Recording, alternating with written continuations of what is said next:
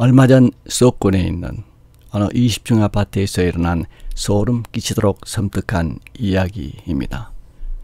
올해 29살인 박지영 씨는 5년 전 서울에 있는 4년제 대학교의 전자공학과를 졸업하고 컴퓨터 관련 회사에 입사해서 벌써 5년째 근무를 하고 있었습니다.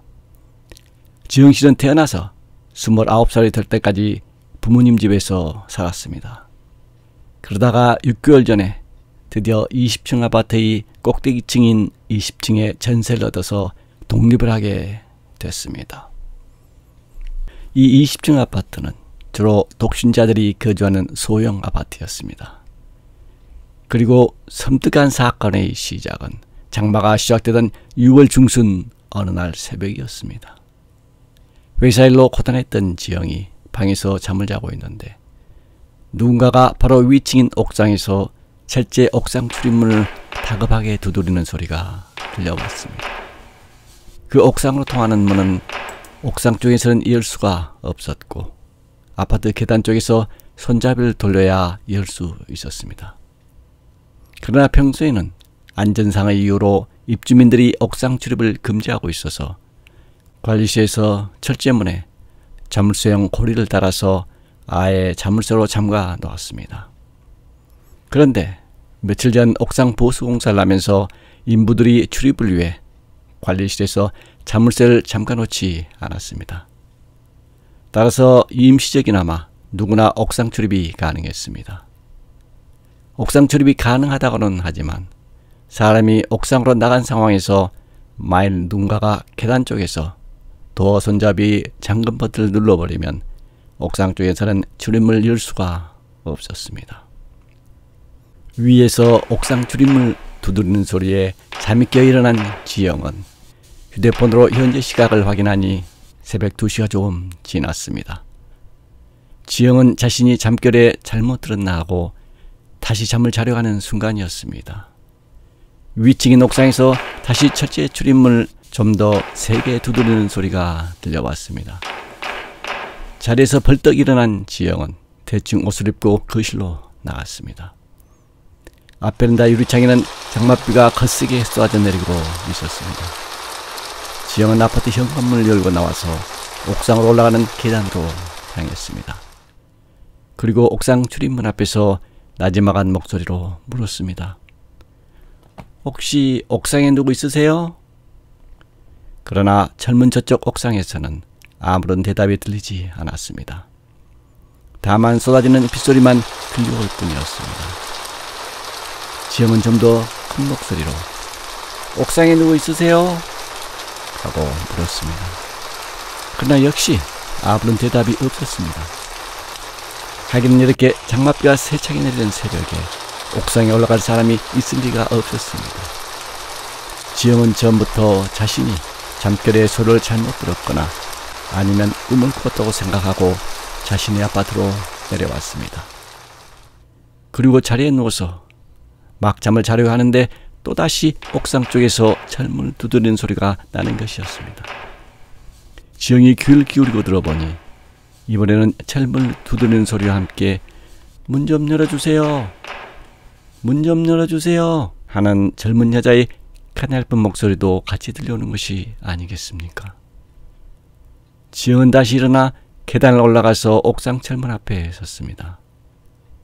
빗소리는 조금 전보다 더 세차게 들려왔습니다. 저 혹시 옥상에 누구 있어요?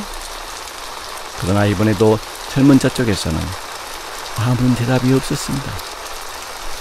지영은 옥상 쪽으로 나가는 철문이 둥근 도 손잡이를 잡았습니다. 그러나 그 순간 지영은 이상하게 긴장이 되면서 가슴이 뛰기 시작했습니다. 그러면서 과연 임을 열어야 하나 말아야 하는 갈등에 휩싸였습니다.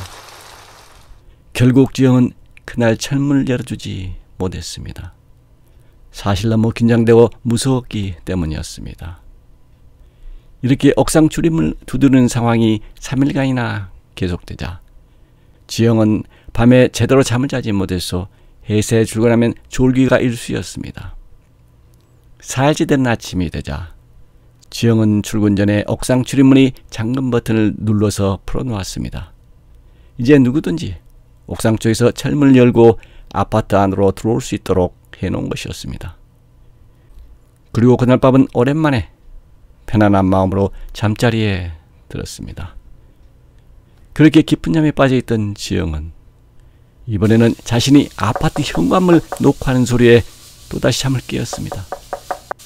저 위층에 있는 옥상 출입문을 열고 들어와서 지금은 지영이 살고 있는 아파트의 현관문을 녹화하고 있는 것입니다. 그리고 이어서 현관문 밖에서 여자의 조용한 목소리가 분명하게 들리는 게 아니겠습니까? 저 이 문 좀 열어주세요. 그 목소리는 바로 옥상 출입문 밖에서 들려오던 여자의 목소리였습니다. 지영은 머리털이 곤두서는 공포를 느끼며 잠자리에서 일어나 거실로 나갔습니다. 그리고 거실의 전등을 켰습니다. 그러는 중에도 계속해서 현관문을 조용히 녹화하는 소리가 들려왔습니다. 지영은 심장이 마치 터질 듯이 두근거림을 느끼면서 현관문 앞으로 살금살금 다가갔습니다. 이제 현관 밖에 있는 여자와 지영의 사이에는 얇은 문 하나만 가로막혀 있는 것입니다. 지영은 떨리는 마음을 진정시키며 현관문에 길을 대고 밖의 동정을 살폈습니다.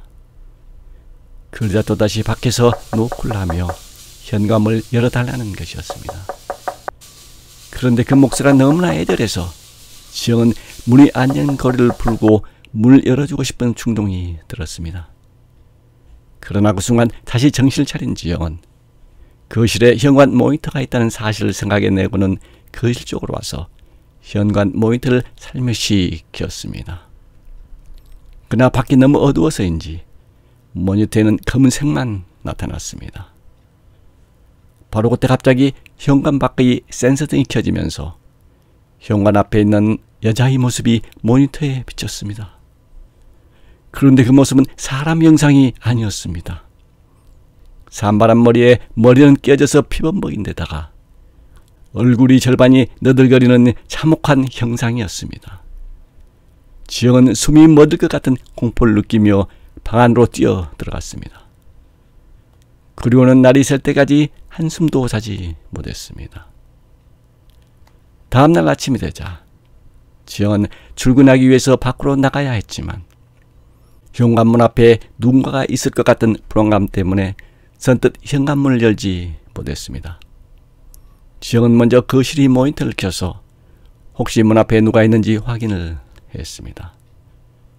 그런데 모니터가 고장이 났는지 칼라 화면이 여러 색깔이 겹쳐져서 화면이 엉망이었습니다. 할 수 없이 직접 살며시 현관문을 열고 확인해 보니 다행히 현관문 밖에는 아무도 없었습니다. 그로부터 며칠 후 지영이 아래층 사람으로부터 들은 이야기는 충격적이었습니다. 지영이 이사 오기 3년 전에 이 옥상 아래 20층에 살던 젊은 여자가 우울증에 시달리다가 장맛비가 억수같이 쏟아지던 어느 날 마침 문이 열려있는 옥상에 올라가서 투신 자살을 했는데 그 후부터 장마철만 되면 그 젊은 여자가 살았던 옥상 바로 아래층인 20층에는 새벽이면 옥상에서 철문 두드리는 소리와 함께 철문을 열어달라는 젊은 여자의 희미한 목소리가 들려왔다는 것입니다. 그러자 20층에 새로 이사온 사람이 아파트 경비 아저씨들에게 미리 연락을 해서 새벽에 그러한 소리가 들릴 때 옥상 출입문을 열어봤는데 막상 옥상에는 아무도 없었다는 겁니다. 그런데 경비 아저씨들이 가고 나서 다시 잠을 자려고 하면 또 옥상문을 두드리고 그래서 마침내 20층에 살던 사람은 무서워서 장마철이 지나가자마자 이사를 가버렸습니다. 그리고 그 다음에 이사 온 사람들도 마찬가지로 투신 자살한 그 젊은 여자의 혼령에 시달리다가 이사를 갔다고 합니다. 그래서 오랫동안 비어있던 이 아파트에 지영이 세 번째로 이사를 왔다는 겁니다. 그 말 들은 지영도 결국 이사를 결정하고 일단 부모님 집으로 다시 들어가기로 했습니다. 그런데 말입니다. 그날 새벽 지영이 거실 모니터를 통해서 봤던 무서운 형상의 여자 혼령은 3년 전 옥상에서 떨어져 죽은 젊은 여자의 혼령이었을까요? 아니면 지영이 겁에 질려서 고장난 모니터의 화면을 보고 홀령이 모습으로 착각했던 것일까요? 여러분의 생각은 어떻습니까?